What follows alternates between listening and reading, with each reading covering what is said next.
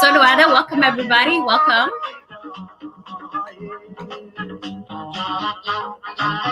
Ayo.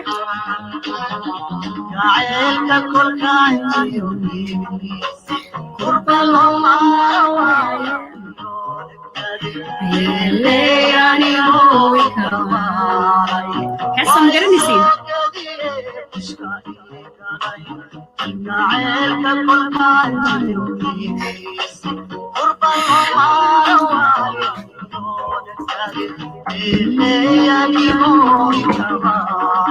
Waan ku salaamay aadan catan, waan ku salaamay.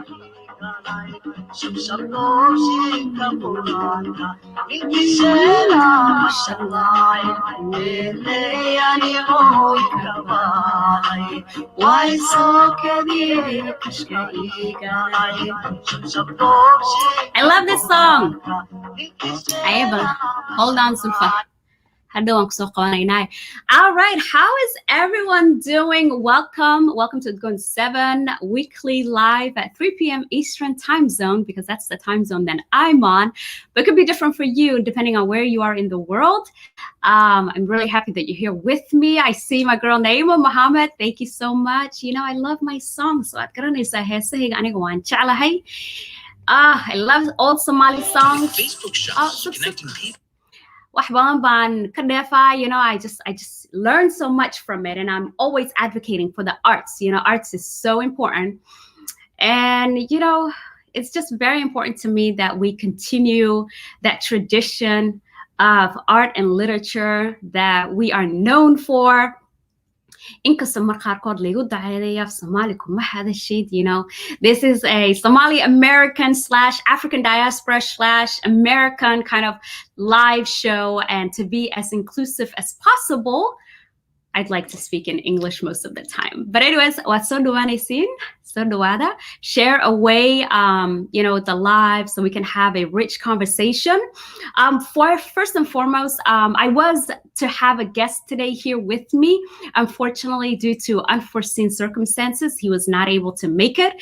And inshallah, we will reschedule as necessary. But as you know, unless something happens to me, inshallah, I'm going to be here every Sunday at 3 p.m. Eastern time zone. We're still going to talk about the writing and healing, right? So we're still going to talk about writing and healing, because writing is, you know, a big component of healing, and it's a really good skill that's good to master in everything that you do. You know, academically, of course, because I'm a teacher, and I think writing is an essential skill for education and for learning, right? I think writing is so important, and I make sure my students write. Even though we're in a science class, we write, and I insist that they always write in full sentences and that they observe grammar and punctuation, because even in science, you have to communicate your ideas. You have to be able to communicate what is in here in a way that people can understand. And writing is just sharing your thoughts in a more slower fashion, right? When you're talking, you feel compelled to talk, you know, more, maybe even faster, so that you can give the person an opportunity to get what you're saying and then respond back to you. But writing, you can take it a little bit slower. You can suspend time a little bit, right? Time will still move, but just in your mind, you can suspend time a little bit and you can just breathe and just write word for word, sentence after sentence, until you get your thinking onto paper. One of my favorite writers, his name is Stephen King. He's very popular. And he said that writing is refined thinking. So writing is refined thinking. It's very purposeful. Right? It's very purposeful.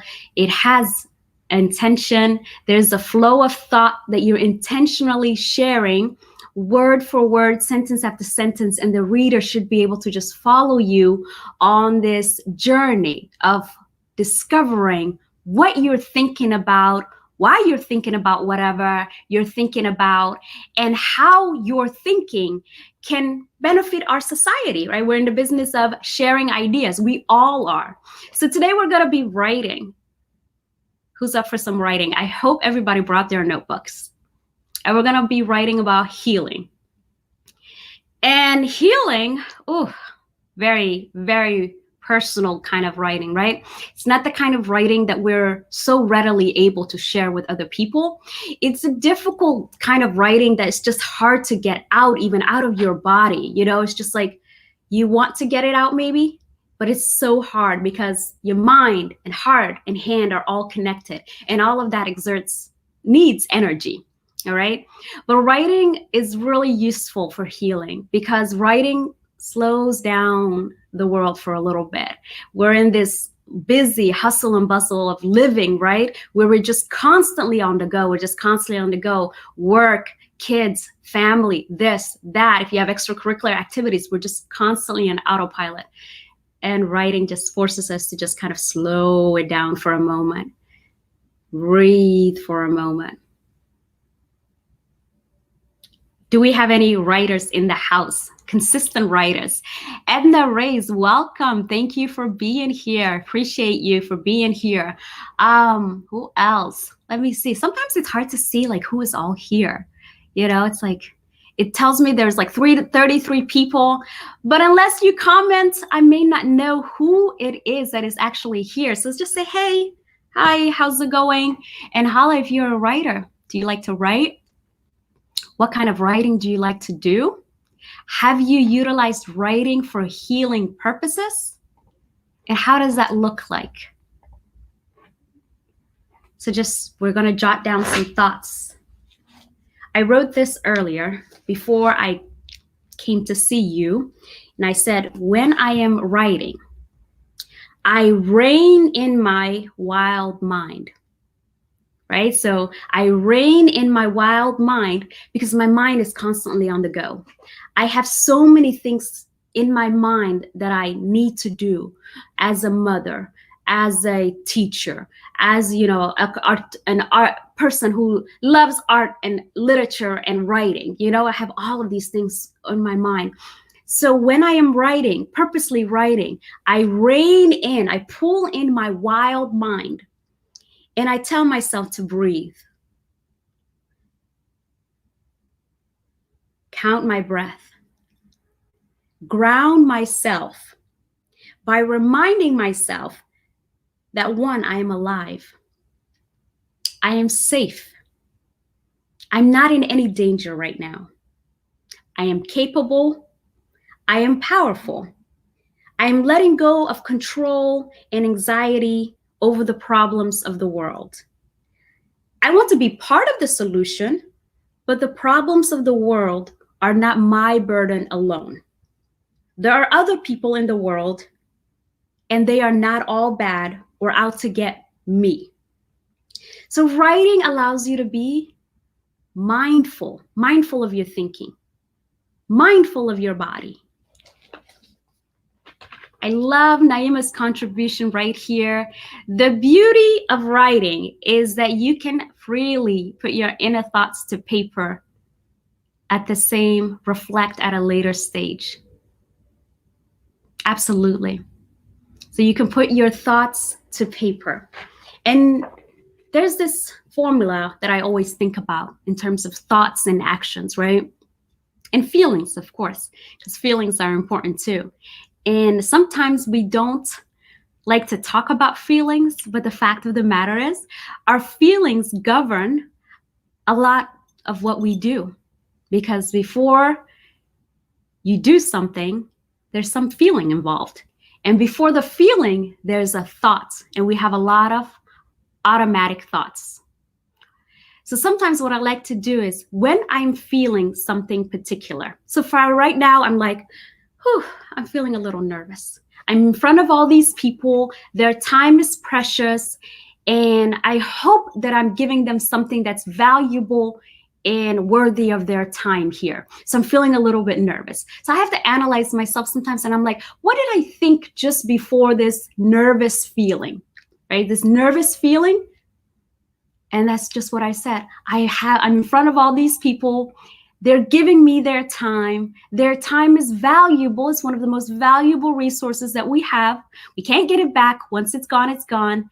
And I'm nervous because I hope that I'm giving you something that is worthy of your time. So I do these things where I analyze what I'm feeling and why I'm feeling the way that I am.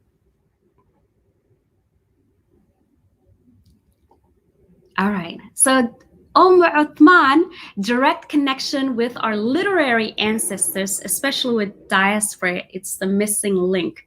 Talk to me more about that.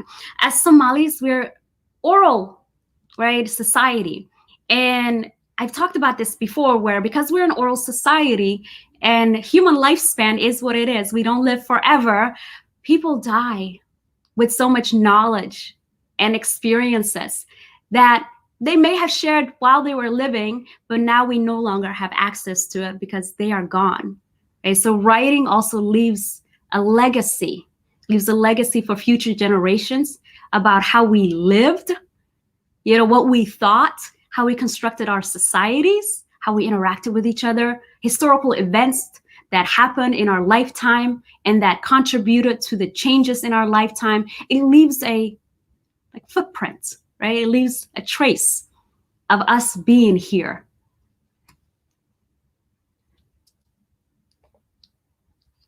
I like that too, Naima. I really, really like that too. I think for me personally, the written word is definitely a very much big deal. I love writing, and I'm always writing.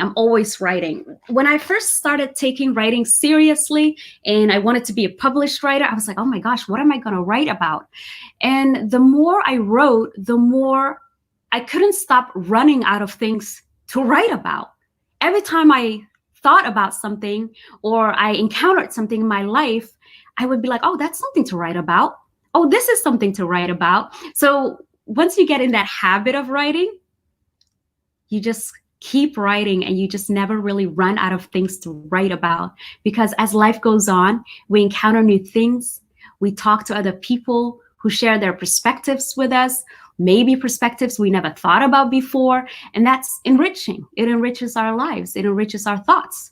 Even if that particular perspective doesn't really even directly apply to our life, or we wouldn't even embed it into our life, it's just another perspective that maybe we've never heard before, and now we have more clarity in the world. And that's why I love reading, because reading also provides me with more clarity in the world. All right, so what should we write about today? I typically don't really endorse journals and things like that. But this is something actually that I'm happy to endorse. There is this book that I work with. So Choose Calm.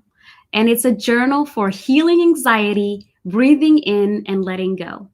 And it has writing prompts that you can utilize. And one that I really, really like for us today is this one. Are you putting an intense amount of pressure on yourself in one or more specific areas?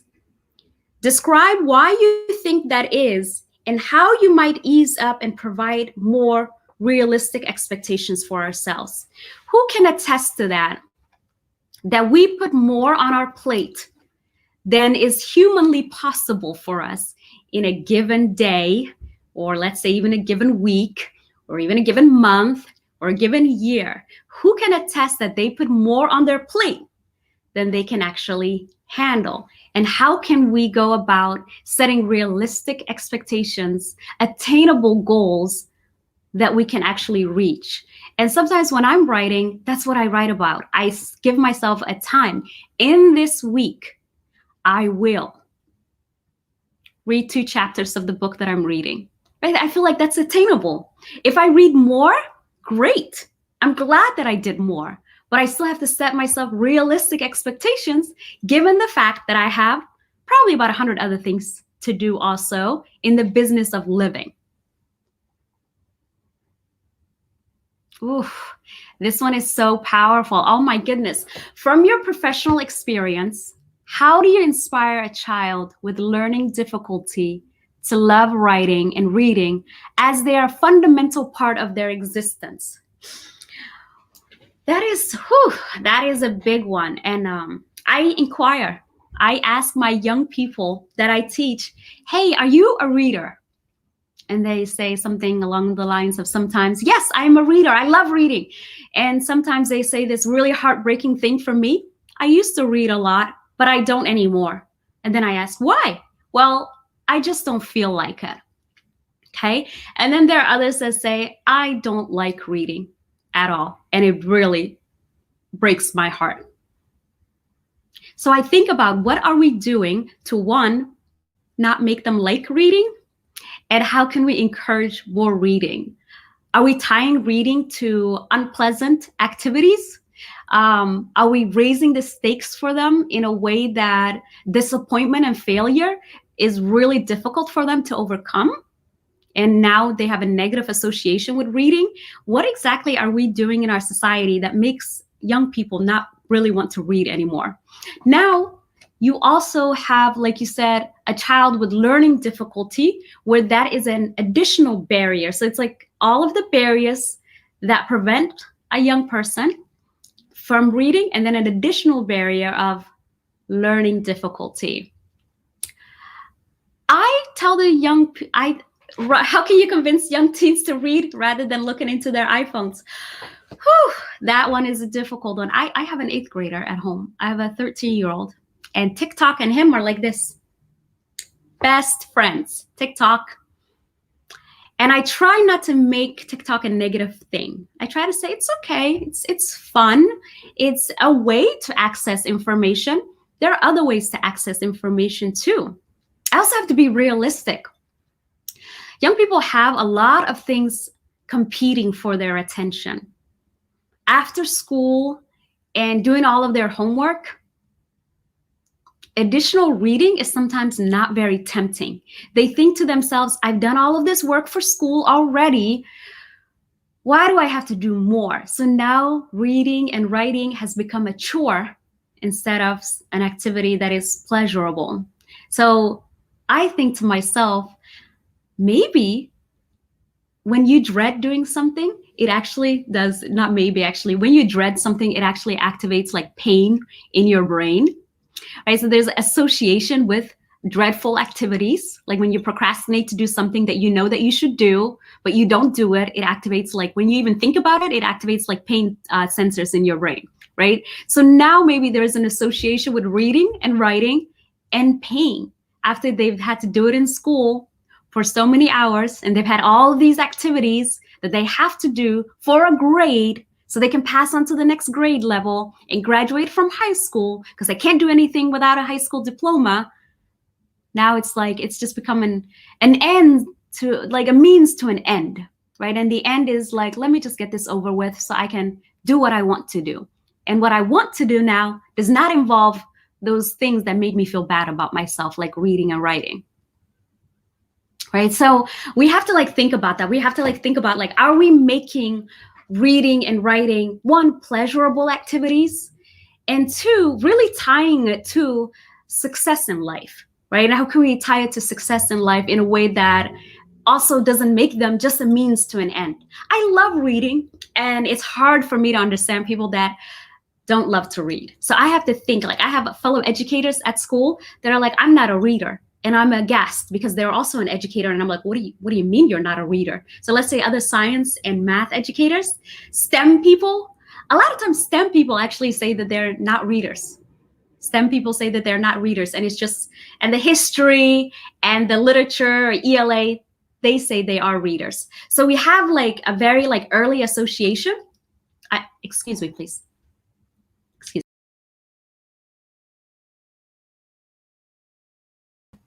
All right, I'm back. Sorry about that. So we have an early association that ELA and history people are readers and math and science people are not readers, right? So it becomes like problematic. And once we have these associations and these become learned behaviors, they're really hard to break.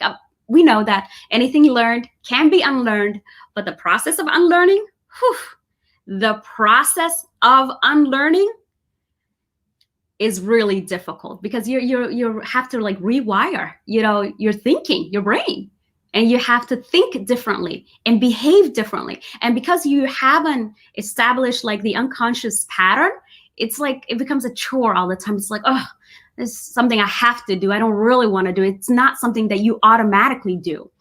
So it's really difficult to change behavior. People have to buy into changing behavior. They have to see that there's value in it. And when they don't get immediate results, they don't see value in it. And we have adults, by the way, that do that. So it becomes even more difficult with children, because their attention span, I believe, is a little bit more shorter, and they're definitely into this exploration and novel seeking. And my son is an adolescent, so this is a time of self-discovery, It's like, this isn't really a time for, oh, I'm going to hunker down and study as much as I can and, write as much as I can, right? So this is like peer and social engagement. We have all of these things competing for their attention. So we have to make reading and writing appealing. Now, because I am an educator, I insist on reading and writing in my home. And I don't know if this is something that, my son, right now he says, I don't enjoy it, but I do it because I know it's important. He used to be a reader too, which, such a great reader, great writer too, right? But I understand, this time period. So we also have to understand like human development and what adolescents are interested in this stage of life. And we have to accommodate what they're interested in, because this is a stage of development that has different things going on.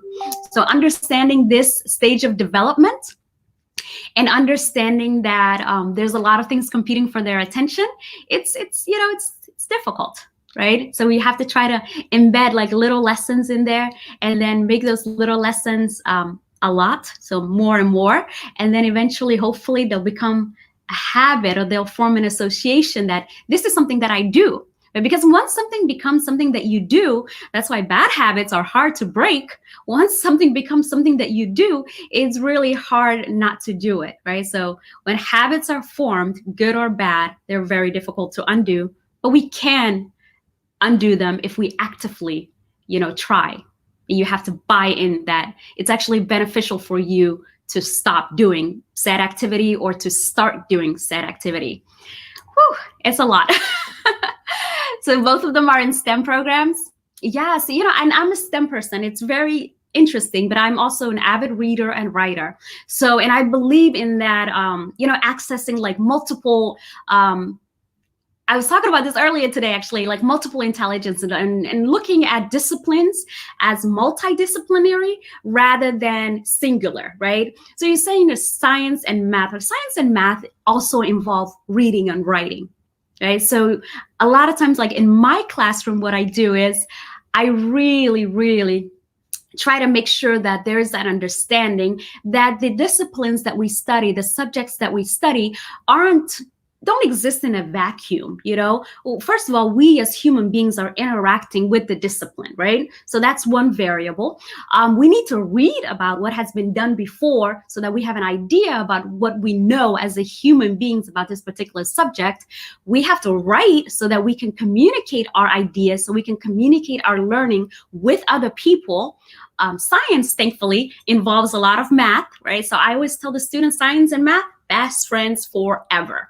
Okay, BFFs, as one of the first things I lead with in the beginning of the year. Science and math are best friends forever. So then when students say, oh, I thought this was a science class, not a math class, I say, remember, Science and math are best friends forever. And then I embed the reading and the writing little bit by little bit.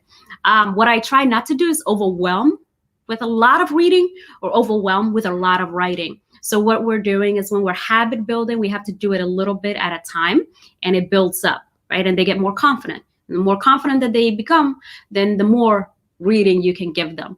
At home, what I do is, since I'm not like his teacher in class and I can't say like, well, this is an assignment I gave you, you have to do it. Even in class, to be honest, I solicit like my students' buy-in. I solicit that. I tell them this is what I know, and this is what enables learning. It's a really good tool for learning.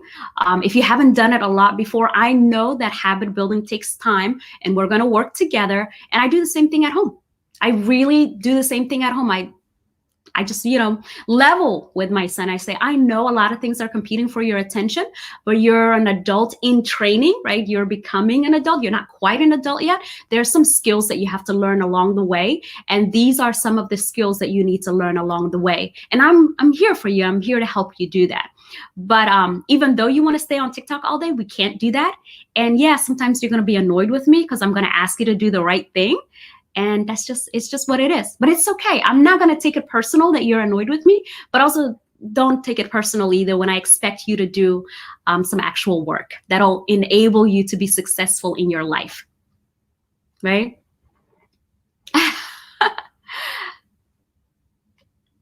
I know, I feel you. I really do. I really do. Artan said, how can we bring the exposure of writing skills to our kids and ensure they develop the continuous interconnection with reading? This is really, really key. And one of the things, actually, I was in this training yesterday, and it was about the connection between like math and like, it was about inequities in math education, basically, and how some students are just generally left out a lot of times because of the specific terminology that is used in math education. A student that reads a lot, writes a lot, has access to the academic terminology more than a student that doesn't read a lot and doesn't write a lot. So my selling point a lot of times to students is you need to know specific terminology, not because I'm going to test you on the vocabulary, but when we're talking, we need to have a frame of reference. When we're discussing this material, we need to be on the same page. So I give them an example, like I'm going to write on this Post-it. When I tell you I write on a Post-it, you don't have to wonder for a moment, what is a Post-it? Right? So what is a Post-it? You know what a Post-it is. So when I talk about like sublimation and deposition and phase changes, you need to know what phase changes are, and you need to know what deposition and sublimation mean, so that when we're having this discussion, we're on the same frame, we're on the same page. We have the same frame of reference, right? So going back to the math education, sometimes, a lot of times really students fall behind because they don't have access to the reading and the writing, and you get left behind when you don't have access to that particular science and math terminology. I also pack the bookshelves with books, and they're already reading online. So that's another thing. We can pick our battles, right? If they're reading, like in the beginning, there was a lot of comic book reading. There was a lot of graphic book reading, and I had to pick my battles. I was like, he's reading and it's age appropriate. I'm gonna let it go, right? So we got to pick our battles too. If because they're in a generation that is saturated with technology and access to technology, if they're reading on, let's say I have a beautiful little Kindle, if they're reading on the Kindle, if they're reading on the computer, they're reading, we can let it go. They're doing it. Right. So that's one battle. Like, I'm not going to fight. I'm not going to say read a physical book. So we got to pick our battles too and look at the importance. I do too. I'm an avid book collector, and I do read a lot, but every time I see a new book, I'm like, ooh, I got to have it. I'm always like, I got to have it. That's my problem. Speaking of big on word problems, mathematics in their younger years, thank you very much for mentioning that. We got to talking about academics, even though we were talking about healing. We'll come back to healing. Academics, I'm very passionate about that. I do a lot of word problems as well, because there's like kind of redundancy when we just give students or the children at home that we have equations only. You know what I mean? They memorize the formulas and they just plug in the numbers, and they don't understand the thinking. They don't understand the logic behind it. That's why you give them a probability problem in words, and they have nowhere to start. They don't know where to start, right? Because they're like, I'm looking for a formula. I'm looking for something I can plug in. I don't know what to plug in, so I can't do this problem, right? So we need to teach like thinking skills. A lot of times in education, what I am for is, and I really believe this, that teach students or people to think, not what to think, just to think, that they can problem solve, that they can think their way through a problem, that they can look at multiple perspectives and able to, juggle multiple information and try to come to a solution. So thinking skills is what we try to teach and what we should try to teach, not so much what they should think. I do believe that the content is important because we do have to have an idea of what has been done already, what do we know about this subject now, and it is a foundation for us to discover. And I explain it in that way as well to students, that we teach you this because it's important that you know in our human history that this is what we've done. I hope it instills in you that these people are just like you, and they also, were young people just like you one day, and they ask questions and, devised experiments and tried to figure out a problem. So you can do this as well. That's where we give that historical context, and we give you the content knowledge so that tomorrow you can figure something out that will benefit greater humanity.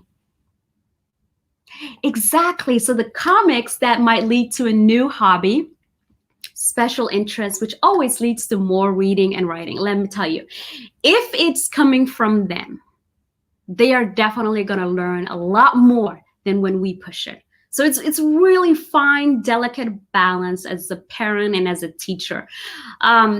We know human nature, and the more we push somebody into a specific direction, the more that they want to not go in that direction. So this has to be a collaboration always. Like teaching and learning is always a collaboration. It's not because I said so and I know better than you, right? The young people have a great way of just tuning us out. Right? You have just lost them. I've learned this the hard way. So I'm telling you, right? I'm giving you some secrets of the trade.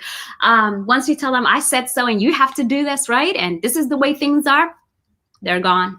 You no longer have them, right? So this is a collaboration. It's a dance. Teaching and learning is a dance. For my math classes, I always ensure my students show their proof through writing, while they may compare their logic of mathematical reasoning. Thank you very much. Definitely there is this drive right now to move away mathematics from this like formula oriented and just plug and go to more reasoning, right? And more mathematical reasoning and just proving what you're thinking. And I always say, just tell me what you're thinking. It's okay. There's no right or wrong right now. We're learning. Right? When you're learning, sometimes you make mistakes, and that's okay. But we need to know what's happening in the background. What are you thinking? What led you to come to this conclusion? Because before you came to this conclusion, you were thinking something. What was it that you were thinking? That way we can correct that if it's wrong. And it's okay that that's wrong. That doesn't mean something is wrong with you. So and that's something also I talk about in terms of writing, is when we differentiate our thoughts from who we are, right? Where our thoughts don't become our reality unless they're good thoughts, okay? So we separate the action of maybe thinking about something in particular from the person that's thinking it, right? So I am having a thought rather than just accepting your thoughts at face value, right? If I'm feeling particularly ugly or bloated that day, right? For me to say I'm ugly, I could acknowledge that thought and say, I am having a thought that I am ugly, right? So you're separating yourself and that thought. And that's something also with writing that I always encourage people to do, that I encourage myself to do, that I just write that down. I am having a thought that I am ugly. And I just confront that thought and I disrupt it. And then I change and reframe my thinking. So I do utilize the same things in class, where you have a thought before you give a specific answer to a question. What is that thought? Let's analyze it. I typically just take one sentence in what we're reading, and I try to give the readings to them in little bits, right? Because sometimes with the reading, students and young people become very overwhelmed with all of that material. They're like, I'm never going to get that, so forget that. Especially if they're already having a hard time reading and maybe already having a hard time in that particular class. They get discouraged when they see that all of that information, right? So what I do is I just take it in little bulks. We're just going to read this. And then I even break that down. I just take one sentence and I just break down the sentence. And we talk about the particular vocabulary in that sentence. We tie it to things that we've already learned. And then hopefully we tie it to the second or the next sentence that come there. And we build, right? Because even in our brain, when we're learning, we're making connections. So we build our thinking. And that's another way that I promote reading and writing is you just take it one sentence at a time. And the first draft is always going to be not so great, and just accept it. It's okay. Now that's when we're writing for academics, writing for publications, etc. But when we're writing for healing purposes and self-analysis and introspection, you can write however you want. You can write longhand, shorthand, you can type. My recommendation, what I do is that I write slow, right? I just take it one sentence at a time, and I analyze my thinking, and I confront my thoughts, and I tie them to whatever childhood wounds that I may have, because that's real, right? Some of us or a lot of us carry that. So when we have automatic thoughts, they're because of associations that we've made in our childhoods with certain things. And maybe if we're confronted with that certain thing, before we can even, address it in terms of action, we've already had an automatic thought. And that automatic thought elicited a feeling. And then that feeling can impact our action, right? So when we're in the process of healing, we really have to stop that automatic machine. We just have to kind of just ground ourselves, and just think, I'm alive, I'm okay, I'm safe. I am having a thought, or before this particular feeling, I had an automatic thought. And you can think, what was the automatic thought that I had that caused me to feel this way? And does this feeling warrant the next action that I'm going to take? And these are kind of coaching too, to be honest, that I also provide in class, because, I work with young people and there's a lot of emotions, and emotions are not bad. They're valid. We just need to confront them and analyze them and really think about them and their purpose and see how we can utilize them to do good for ourselves and for others. So a lot of talking about writing and reading. I love this. You guys know I get into the zone when we're talking about reading and writing, and I get in the zone when we talk about academics. That's just my stuff. I love it. That's amazing. So if somebody said, my favorite book, I read the Quran every day, that's amazing. If you read it every day, you're more likely to learn it, so become familiar. Your eyes and your brain is becoming familiar with it, and it becomes easier for you to read it next time and understand it. Hopefully, you're making connections as well, because a side note for the Quran, a lot of the Muslim world, we're not, Arabic speaking. So we need an additional help in translating the information. So once you've read it a lot of times, also make sure that you understand what you're reading, and then understand how it applies to your life and the rest of the world. I really, really like this, focusing on word problems, mathematics. This is really, really good. And I'm so glad that you do that. My students will be tomorrow. Tomorrow, I will have my students back. It's going to be interesting. It's going to be like the first day of school again, even though we've been schooling for a while now. It's been 9 weeks. And from us, it's going to be week 10 tomorrow. So since week 10 tomorrow, it's going to be like being in the first day of school again, So we'll see. We'll see how it goes. I look forward to seeing them. Obviously we're concerned about the virus. It is, scary, but I miss having students in class.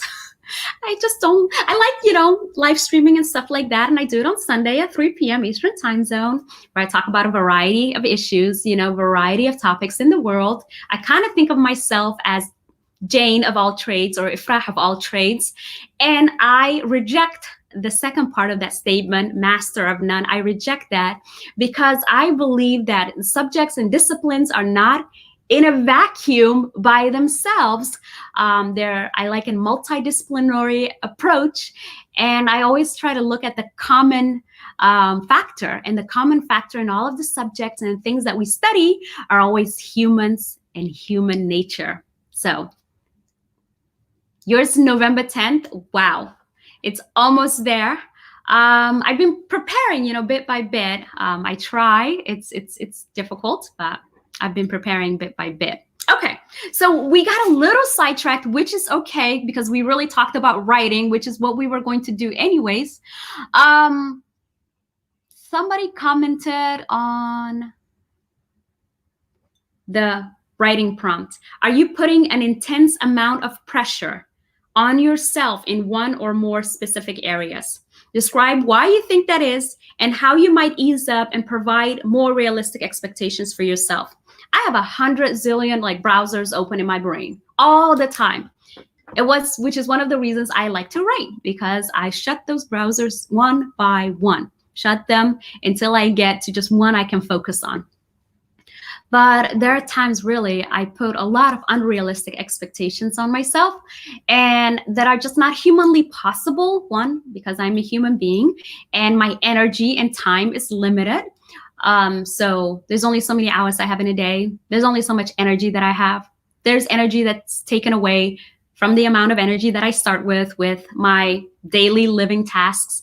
So setting realistic expectations is just really, really, really important. And one of the things that I do, and I force myself to do, is I write every day about 3 things outside of my job and motherhood, and taking care of my home, that I would like to accomplish. So 3 other things. What are the 3 other things that I'm likely to do in a day? I might catch up with a friend or a family, right? Just talk on the phone for a little bit. I might read. Actually, I read every single day, but I make sure it's on my list. I might read a few chapters of the book or the books that I'm working on. And I try to practice my music. So I'm learning to play the piano and the guitar. Guitar is not going very well at all. It's right in front of me right now, staring at me, telling me that you have not touched me in forever. But I try to, make sure that I'm very cozy with my piano. So I'm getting very comfortable with the keys. I mean, I know where all the keys are, and my brain is obviously actively making these connections. Right? Outside of those 3 personal ones, as a mother, I make a point to connect with my child, to talk with him about his day, to give hugs and kisses and affection, so that there isn't that divide between us because of the distance, because he's at home learning, I'm at school teaching, we come home, or I come home, he still has homework to do, I have homework and things that I need to do for my work. There's dinner, and then we just go to bed. And if it continues like that, we may lose each other. There's just this divide that continuously will happen with people if they fail to reconnect, or if they fail to keep that connection going continuously, because it's very intentional. It has to be purposeful. So I try to check in with him. And right now, after my life, for the rest of the day, I'm going to be spending time with him, getting ready for the week, having our family meeting of the week, and just making plans and setting ourselves up for success for the week, etc. So those are the kind of things, realistic expectations that I try to set. I always try to organize my time as well, which is something really difficult for me. I'll admit that, because I have a lot of things that I want to do. But when I'm at work, I tell myself that is my time to do all of the things that are involved in my work. And sometimes, a lot of times when I come home, I just don't try to do work stuff. I try to do other things that I like to do, other things or other creative ventures that I like to, participate in. So I leave work at work.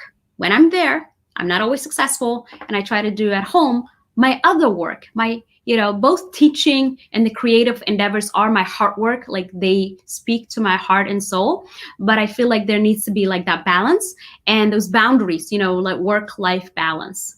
And then once I check out for the day, I say out loud to myself, I'm hanging this up. I will revisit this tomorrow. And just believing that, inshallah, if I wake up the next day, I'm going to revisit it then. So just accepting your day's work. This is what I got done today, and I did it to my best of my ability. And this is all I can do today. So I'm going to keep moving. I'm not going to fret about it. I'm not going to stress over it. I'm not going to, think that about things that are just humanly not possible for me. I just hang it up, and inshallah, tomorrow is another day. That's it. So what are some things that you do for balance, right? So I know finding that balance is really, really hard. So what are some things that you do to find that balance? How do you find balance?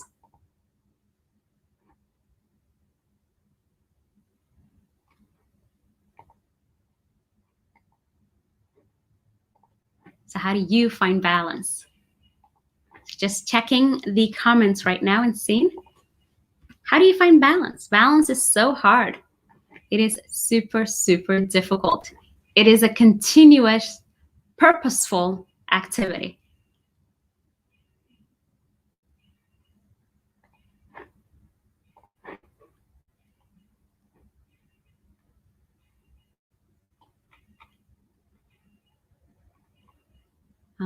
So somebody says the virus is definitely changing the world. Absolutely is. How do we realistically also understand that the virus has caused a lot of changes, but how do we hold on still to some semblance of normality? Right? What are some things that we can say, we still have this and we're thankful that we have this, and let us, just hope for the best and take purposeful action. All right. Uthman, hi. Thank you so much for your participation, by the way, fellow teacher, so fellow Somali American teacher. Love to see it. I love to-do lists, and they usually center me, get me through the day, and help me accomplish tasks. But sometimes I like to step away and just freestyle the day.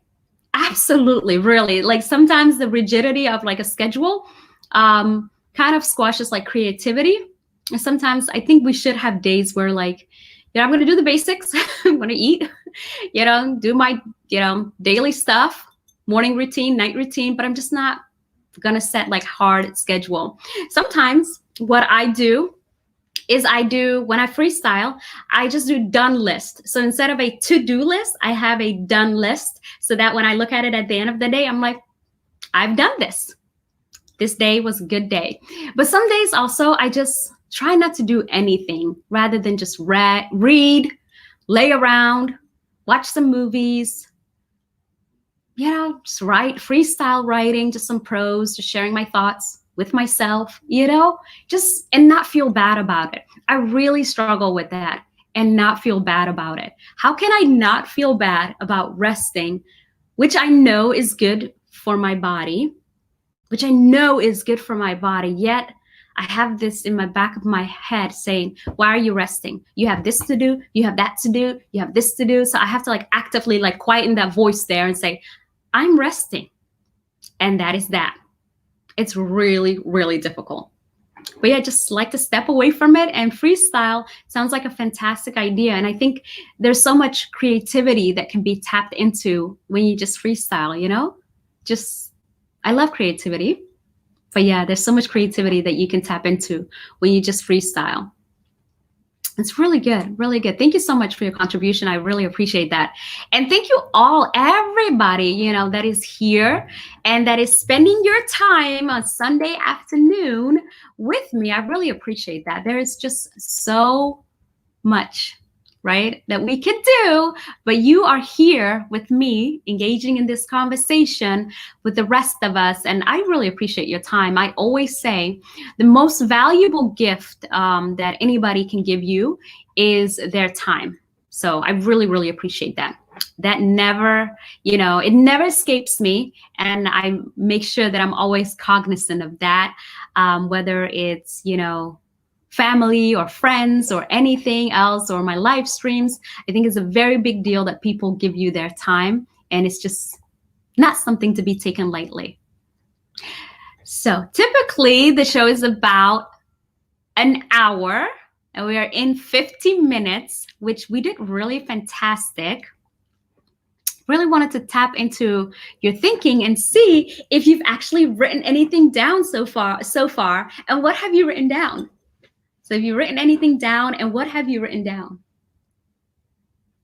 What have you written down? We might have like some Abdulqadir Sulfa playing in the background. Let's see. So that we can leave on a high note, and we can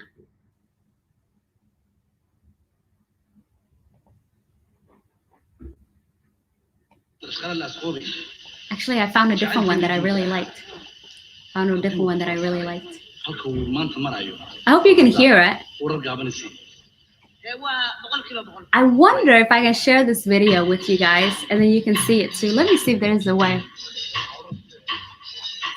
I used to use a different streaming platform where I could share videos too. And it's like, it would be so cool.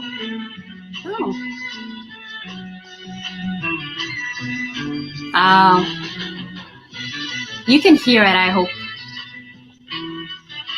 This is one of my favorite songs, and it's just so chill. It's like the most chill song ever.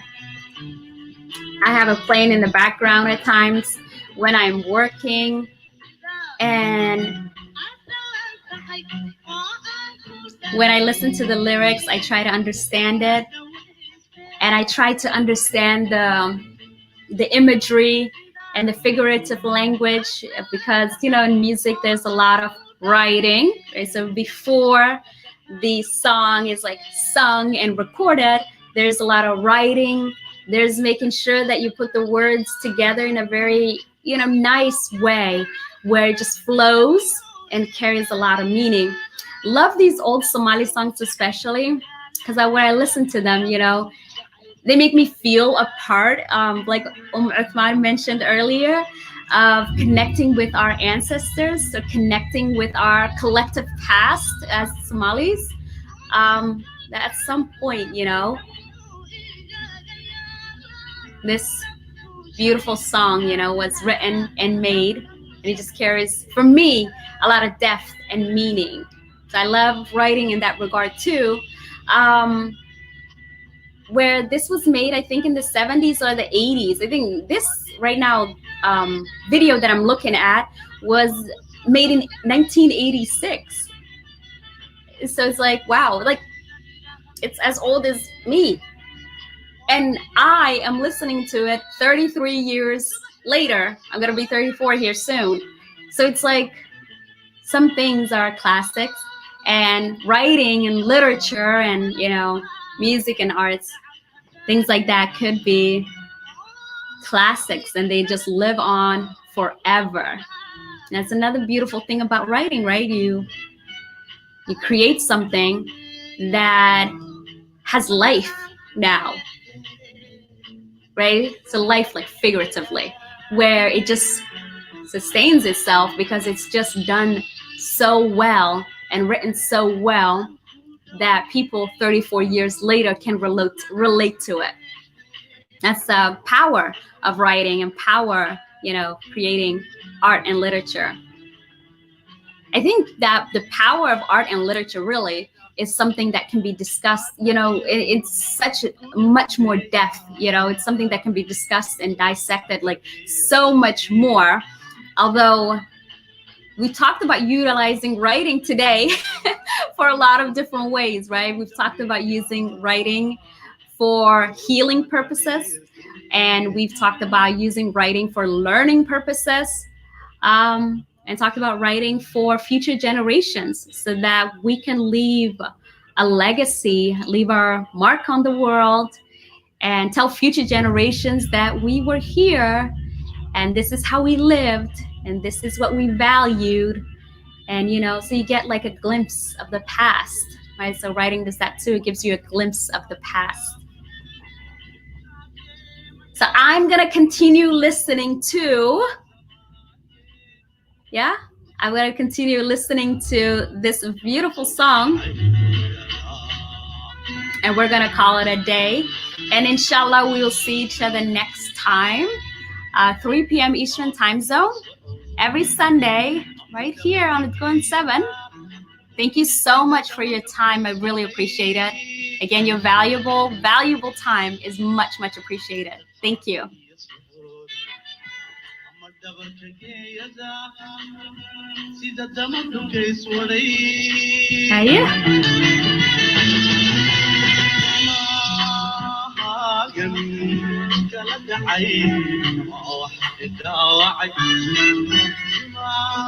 Read it معاده kala dhacay haye waa waxa i dhaawacay